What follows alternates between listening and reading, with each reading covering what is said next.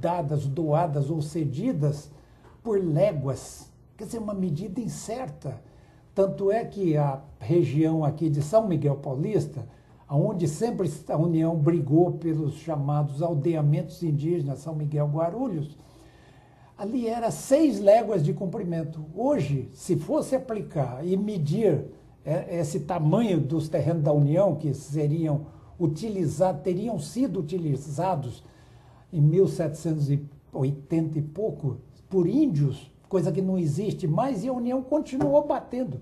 Todo o processo de usucapião requeria a remessa dos autos para a Justiça Federal, porque interesse da União, quem deve, em tese, julgar é a Justiça Federal. Então, agora, parece que há uma lei nova, não é, doutor Silvério, que exige o georreferenciamento, um levantamento topográfico mais exato, com medição perfeita. Será que isso vai tirar essas dúvidas futuras quanto a divisas? Aliás, acontece o seguinte, a Justiça de São Paulo, o próprio Tribunal de Justiça, eu já tive a oportunidade de, como desembargador, julgar casos relativos a essa matéria. Hoje é súmula do Supremo Tribunal Federal, súmula 650, que não deve a União ter reconhecido direitos sobre esse chamado aldeamento. Como também já deu problema em São Paulo, para os lados de Barueri, Pinheiros, Cotia, a respeito das chamadas terras confiscadas dos jesuítas pelo Marquês de Pombal. Essas terras a União também exigia, e o aldeamento Pinheiros, etc. O governo, dentro de uma realidade, dentro de um problema até de conscientização, de reconhecer a propriedade e o direito que já vem da Constituição de 88, a dignidade da pessoa em ter um teto. O próprio governo resolveu esse problema, malgrado a súmula do Supremo 650, que diz que não há interesse da União nas terras dos antigos e extintos aldeamentos indígenas. O próprio governo, em 2001, baixou uma medida provisória que virou lei em razão de uma emenda constitucional 32, que dizia que as medidas provisórias até agosto ou setembro, se eu não me engano, que não tivesse sido votado, virariam lei. Não virariam lei, mas teria a eficácia de lei. E como o Congresso não votou nada, essa medida provisória vale 2.180. Ali diz o seguinte, que a União não contestará e não exigirá reconhecimento das terras dos aldeamentos São Miguel Paulista, Pinheiros, Barueri e mais essas terras confiscadas aos jesuítas em 1781. Então, hoje não tem mais dúvida, a União não tem terra em São Paulo. Olha, Luciano, é um absurdo mesmo, porque tem tido domínio... Só para explicar para o nosso telespectador, a terra pública, ela pode ser objeto de usucapião? Não, a terra pública hoje não pode ser objeto de usucapião, porque a própria Constituição, no artigo 183, parágrafo 3º, se eu não me engano, é expresso que não há usucapião de terra pública. Então, por terra isso tem pública, esse litígio aí. Nós incluímos até a terra devoluta, que é especificamente aquela terra que não foi destinada a qualquer uso do governo federal. Agora, aquelas terras que foram usadas, hoje nós temos a faixa de fronteira, né, beirando confrontação com os países estrangeiros, há restrições de construir, de estabelecimento.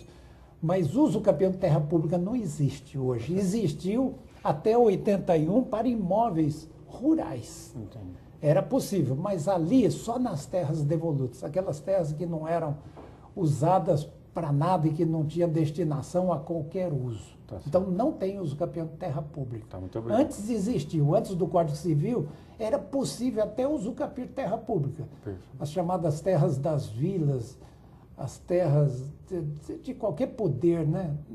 Na época, é claro, o único poder era do rei, né? As terras reinóis, as terras pertencentes ao rei, né? Aula não só de direito, como também de história aqui, doutor Benedito Silvério. Eu peço licença para os senhores, nós vamos para um rápido intervalo e já voltamos. Estamos de volta com Frente a Frente com a Justiça, nessa oportunidade recebendo 2 convidados para lá de ilustres, doutor Euclides de Oliveira e doutor Benedito Silvério Ribeiro, que estamos abordando aí o tema usucapião, mas também com uma variação, trazendo um pouquinho da repercussão dessa usucapião para o direito de família.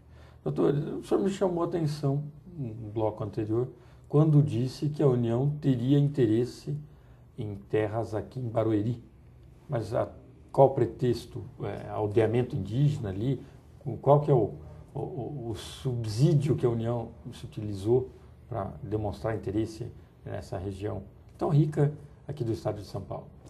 Luciano, quero fazer um parênteses antes para responder a última pergunta que o Euclides fez, no sentido, quando eu disse que as descrições são empíricas de muito terreno, por isso que existe o usucapião, que até supre a localização, a configuração geográfica de um imóvel.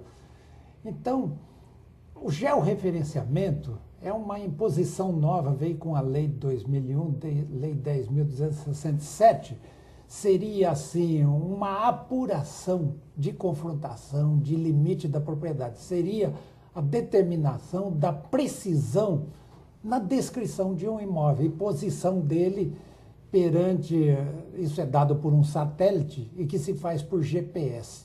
Então, se faz o contorno da propriedade, é precisa a medição. Não foi feita no Brasil todo ainda, depende de implementações, principalmente em locais onde tem muitas terras devolutas, sem dono, como é o caso de Pará, Amazonas, mas especificamente aqui em São Paulo. Se faz por GPS, isso é uma precisão muito grande. Lembra bem o registro Torrens, quando quiserem implantar no Brasil, o registro Torrens seria preciso. Existe, não Porto Alegre, Rio Grande do Sul, Santa Catarina e outros estados, mas não foi à frente porque é muito caro para fazer. Tem que chamar todo mundo, confrontante, manifestar no processo, dá muito trabalho, perícia precisa, etc. Então, essa localização perfeita e descrição da propriedade pelo GPS, pelo georreferenciamento, está sendo feita. Isso é muito importante, vai apurar a realidade das propriedades, do tamanho, da verdade que deve conter um registro de metragem, de exatidão nisso. Muito bem. Agora, você falou lembrando os antigos aldeamentos extintos, aldeamentos indígenas, havia também na região de Barueri, como eu disse, aldeamento extinto. E isso hoje não existe, é claro, há muitos anos isso aí não existe. Porque o Getúlio, em 1940 e pouco, quando fez uma lei 9.760, que descreve como bens da União os extintos aldeamentos indígenas. Então, isso não existe mais hoje. Naquela época já verificava que não existia, 1940. Então, Barueri, especificamente, eu quero focalizar Alphaville. Não sei, as pessoas que moram em Alphaville têm muita dificuldade nas vendas e legalização das propriedades, porque tem que pagar para a União. Seria terras em forma de aforamento, de enfiteuse. Paga o laudêmio, é isso? E paga o laudêmio na transmissão. Se Para o paga nosso até muito telespectador, caro. doutor, enfiteuse, laudêmio e aforamento, eu queria que o senhor desse Enfiteuse, brevemente o que significa. Enfiteuse é uma terra, é um instituto pelo qual terras da União ou do Estado, essas terras são cedidas, passadas o uso para uma pessoa, um particular, e mediante um pagamento, que chama foro. Foro seria um pagamento anual, geralmente, igual os terrenos de marinha. Certo. Você paga uma vez por ano por estar naquela margem da orla litorânea. Então, esse aforamento... E não se adquire a propriedade. A União vem e diz que ela tem 17% de direito de aforamento nessas terras. O direito de enfiteuse, não de aforamento. Então, ela se julga com o direito de 17%. Quem mora em Alphaville vai vender um imóvel ou comprar, tem uma dificuldade, porque tem a SPU, Secretaria do Patrimônio da União em São Paulo, que, na verdade, não funciona. É um órgão que demora 3, 4 anos para lhe dar uma certidão sem a qual você não pode lavrar a escritura. Não pode vender, não pode fazer nada. Impõe a lei até pena ao tabelião se ele eventualmente lavrar certidões sem essa certidão da SPU, Secretaria do Patrimônio da União. Na verdade, quando abriu a Castelo Branco, que haveria possibilidade de posseiro entrar naquela região, ainda não tinha Alphaville, que hoje é loteamento de alto luxo, alto custo, né? São loteamentos de classe